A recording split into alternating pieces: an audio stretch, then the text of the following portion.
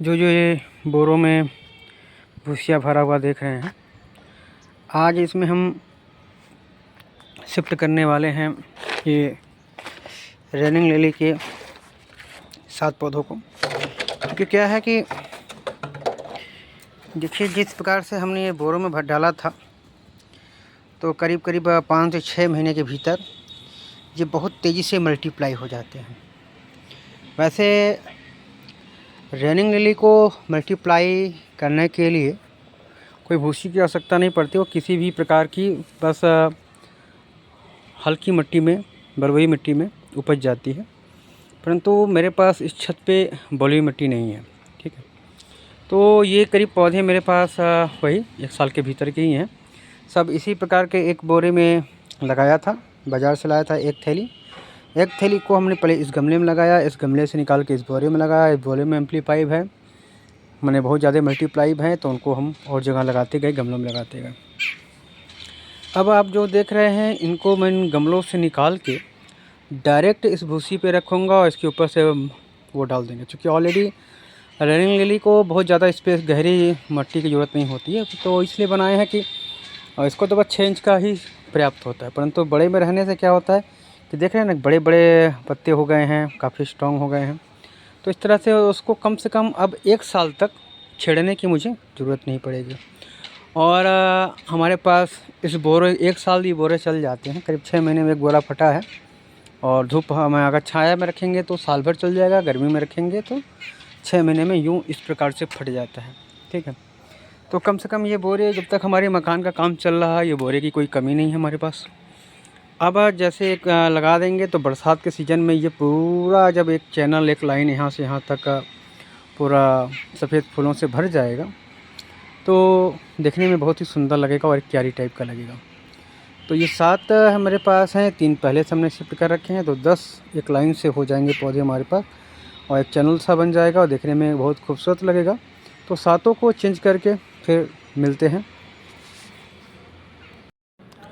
तो बहुत मुश्किल से सबका हमने गमला खाली कर लिया और बहुत अलग अलग किया। कुछ को पानी में फुला के ढीला करके खाली किया, कुछ को नोच के खाली किया, और निकालने के चक्कर में 2 गमले हमारे टूट गए। और टूट गए तो इनकी रूट बॉल देखिए कितनी हैवी रूट बने हैं, ठीक है। अब हम ऐसे नहीं रूट निकालते तो रूट रॉट हो जाता है, रूट को फैलने की जगह नहीं मिलती और पौधे मरने लगते हैं। तो ये वाइट रूट जो हैं सब बहुत अच्छे होते हैं, पौधों को काफ़ी अच्छा होता है। जो देख रहे हैं बिल्कुल सूखा सूखा, इनको मैं बहुत फोर्सफुली निकाला हूँ, तो थोड़ा सा रूट डैमेज भी हो गए हैं और ऊपर से मिट्टी हट गई है। फिर ख्याल आया कि पानी में भिगो देते हैं तो फिर निकल जाती है। अगर आपके भी किसी गमले से कोई पौधा निकाल दिए हैं, नहीं निकल रहा है, तो 2-4 दिन पहले से उसे यूँ पूरा भर के बकेट, अब पूरा का पूरा यूँ ऐसे डुबो दे पानी में, पूरा पौधा पूरा आपका डूबा रहेगा, तो आसानी से फूल जाएगा, तो मिट्टी निकल जाएगी। हालांकि ये गमले भी बहुत पुराने हो चुके थे। 2 जो क्रैक थे, हल्के क्रैक थे, वो हल्का सा ठोकने पीटने पे निकल गया। तो ये हो गया, हमारे सारे प्लांट रखे गए। अब हम इसके ऊपर डालते हैं थोड़ा सा मिट्टी। ये पूरा बस ज़्यादा ऊपर तक नहीं, बस जहाँ तक उसका मिट्टी दिख रहा है वहाँ तक डालेंगे। क्योंकि ज़्यादा मिट्टी डालने से ऊपर का ये भीग जाएगा और मिट्टी में पानी लुक गई तो ख़राब हो जाएगा। हालांकि इसका बल्ब जो होता है बिल्कुल नीचे ज़मीन में ही दबा रहता है। ख़राब होने के यहाँ एक और बात कि जितने भी ये ज़मीन के नीचे ये गांठ वाले हैं, और गांठ वाले हैं फूल, चाहे रजनीगंधा का ये भी फ्लावर करके, अगर आप इनमें खाद डालते, खास करके गोबर का खाद, तो बहुत जल्दी से सड़ जा रहे हैं। तो ये सड़ जाएंगे और इनको खाद की ज़रूरत नहीं पड़ती है। ये नॉर्मली बस इसको पानी और मिट्टी, हवा मिलता रहे, उसमें ये सर्वाइव कर जाएगा। तो आप इन्हें खाद किसी भी प्रकार का ना दें। जितने भी घना देखे हो ना, इसमें कोई खाद नहीं, ओनली बालू में लगाए थे, बालू और थोड़ा बहुत मिट्टी। हमारे मिट्टी नहीं है, क्योंकि हम जहाँ पे हैं वहाँ पे कंस्ट्रक्शन का इलाका है, तो यहाँ मिट्टी खरीदना अलग से पड़ता है, तो बालू घर में बनाने में यूज आती है। जितने भी बालू, डस्ट, फैट्स जितने बालू होते हैं सब लोग स्टोर करके इस पे पौधों पे छिड़कते रहते हैं। तो इसी प्रकार से आप भी कर सकते हैं लिली का। अब फाइनली लिली को मट्टी भर के भी मिलते हैं। बहुत मेहनत मशक्क़त के बाद हमारी जो लिली की शिफ्टिंग थी पूरी हो गई है। अब इस प्रकार से हमारे पास 10 बोरों में लिली हो गई है। कुछ दिन में ऐसे घना लिली ये सारा का सारा हो जाएगा, क्योंकि पिछले साल क्या 5-6 महीने पहले ही मैंने उनको वहाँ शिफ्ट किया था और उतना घना हो गया और सेम इसी प्रकार के गमले में था।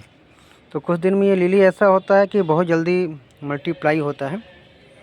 तो यदि आपके पास लिली है, जितना चौड़े बैग में लगाना चाहते हैं लगा दें, पर ये ध्यान रखें कि धीरे धीरे ये फैलेगा, यानी कि 10 फुट के बैग में लगा दिया तो 2 दाना है, इस प्रकार से 2 दाना लेके आएंगे 10 फीट के बैग में लगाएंगे तो नहीं होगा, थोड़ा समय लगेगा। फिर कुछ दिन में आपको लिली यूँ ऐसा दिव्य लिली मिलेगा। और सबसे बात है, जब ये रेनिंग में फूल देते हैं तो एक साथ इसमें इतने ज़्यादा फूल आता है तो देखने में होता है। तो आगे देखिए अब इसको मैं कहाँ कहाँ शिफ्ट करता हूँ, कैसे कहाँ लगाता हूँ, ये तो मैं नहीं अभी बता सकता। परंतु ये 10 लाइन जो डस्ट हो गए, एक पूरा क्यारी टाइप का हो गया, एक चैनल टाइप का। तो ये भी ये छाया में रहेगा, क्योंकि इसको धूप ज़्यादा पसंद नहीं है, बारिश का पौधा है, हल्का धूप उमस वाला माहौल में होता है। और तो ये अभी जाड़े के टाइम तक हमारे यहाँ फ्लावरिंग दिया है। देखिए सुबह से काम करते करते छत पे अब शाम हो गया है। और एक और काम हमने किया, पूरा इधर ग्रीन हाउस बना रहे हैं।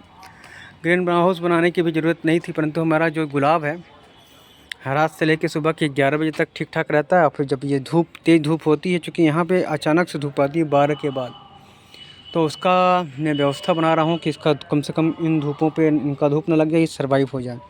क्योंकि गमले जो गर्मियों में जो हम फ्लावरिंग प्लांट लगाते हैं, ख़ास करके जब गर्मी और अचानक से धूप जाड़ा और अचानक से गर्मी आने लगता है, तो उस समय बहुत सारे प्लांट होते हैं, ख़ास करके रोज़ के, और ख़ास करके उसमें भी इंग्लिश रोज़ के, चूँकि इंग्लिश रोज़ ड्राफ्टिंग रोज़ होते हैं। और ये एक तो गमले में लगा देते हैं, वो ठीक रहता है, परंतु ये जो ग्राफ्टिंग रोज़ होते हैं ना, इनके पत्ते हमेशा लटके रहते हैं।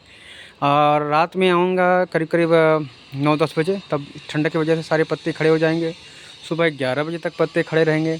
और जब ये तेज़ धूप 12 के बाद अचानक से धूप पड़ती है, अगर इसको अर्ली मॉर्निंग का धूप मिलता, धीरे धीरे धूप खाते खाते स्ट्रॉन्ग होता, तो बहुत अच्छा चलता। परंतु ये अचानक से शाम दोपहर में कड़ी धूप होती है, तब अचानक से धूप यहाँ आता है। इधर दक्षिण है, दक्षिण में जब सूर्य इधर को जाता है तो ये इधर से पूरा तेज़ धूप आता है, पूरा ये तीनों गुलाब को मुरझा देता है। और ये कहीं छाया वाली जगह में रहता तो ये गुलाब अभी भी खड़ा आता, और हालांकि ये देखिए जल रहा है। तो इसलिए मेरे को जल्दी से ये ग्रीन शेड हाउस बनाना, अभी इसमें पर्दे तो बहुत ज़्यादा खरीद के लाए, पूरे छत का लिए ले आए हैं, पूरे छत पे अभी नहीं लगाएंगे, क्योंकि इधर टमाटर के पौधे हैं, बहुत से ऐसे फलदार पौधे हैं जिन्हें अभी धूप की आवश्यकता है। तो हालांकि ये पूरा ये जोन पूरा जो है, इधर भी ग्रीन जोन नेट रहेगा, ऊपर भी रहेगा, इधर भी रहेगा। इतना जो दूर का जो इलाका, ये इसको मैंने ऐसे बनाने को सोचा है ग्रीन नेट, और कुछ नए तरीके से बनाएंगे, पूरा पैक नहीं करेंगे। अब मैं सोच रहा हूँ कि पूरा पैक नहीं करेंगे, थोड़ा वेंटिलेट रखेंगे, क्योंकि वेंटिलेशन से बहुत सारे पौधों को हो जिनको धूप चाहिए। तो ये एक तो है कि यहाँ पे अगर हम ग्रीन नेट लगाते हैं तो हमारे रोज़ के फ्लावर जो है गर्मी के टाइम में भी बड़े बड़े और आते रहेंगे, क्योंकि टेम्परेचर से ही मेंटेन होता है। टेम्परेचर मेंटेन रहेगी, ठंडक मेंटेन रहेगा, तो फ्लावरिंग आएगा। इसी करके इधर को भी मैंने इधर लगाने वाले हैं। अब मैंने सोचा है कि सुबह ऊपर का आसमान इधर से ओपन रहेगा और सिर्फ जिधर से धूप आती है उधर की ओर छाया करेंगे। तो इस प्रकार से हमारा ये रोज़ भी अच्छा चलेगा, और टाइम पे अपडेट देते रहेंगे। देखिए इधर का एक रोज़ उधर छाँव में लगाया है, वो रोज़ बहुत अच्छा है। इधर धूप बस सुबह की धूप आती है और 10:30-11 के बाद इधर धूप चली जाती है। तो यहाँ पे उसके साथ का ही रोज़ है, ये इतना सुंदर सा खुला हुआ है। अब दूसरा भी खिलने वाला है, इसको कोई दिक्कत नहीं, क्योंकि ये छाया में है, इसको मॉर्निंग की धूप निकलती है। और ये सब मेरे रोज़ हैं, इंग्लिश रोज़ ही हैं। और देखें जिसकी पत्ती मैंने उतारी वो इतना घना हो गया, अब इसमें कली भी आने वाली है। कली आएगी तो इसी टाइम में फूल देखने को मिलेगा। और ये मेरा इंग्लिश रोज़ का, कश्मीरी रोज़ बोलती, इंग्लिश रोज़ नहीं, कश्मीरी गंध इसमें भी नहीं होती, फालतू है। बस खूबसूरती तो कम, खूबसूरती में भी लाजवाब। और खुशबू में भी लाजवाब। अब ये पूर्ण रूप से अच्छे से पैक हो गया है, तो अब अच्छी सी और खुशबू आएगी। तो पार्टिकुलर इस रूम में, इस रूम टाइप के केबिन में जब हम लोग आएंगे तो खुशबू पूरा सर्कुलेट होकर घूम नाकों में आएगी। इसीलिए इधर मैंने शुरू से ही इधर पूरा ग्रीन नेट डालने को सोचा था, और डाल रहा हूँ। पर्दे भी और ले आया हूँ पूरे के लिए पैक करने के लिए। अब देखिए क्या क्या होता है आगे। तो अभी के लिए इतना ही, धन्यवाद।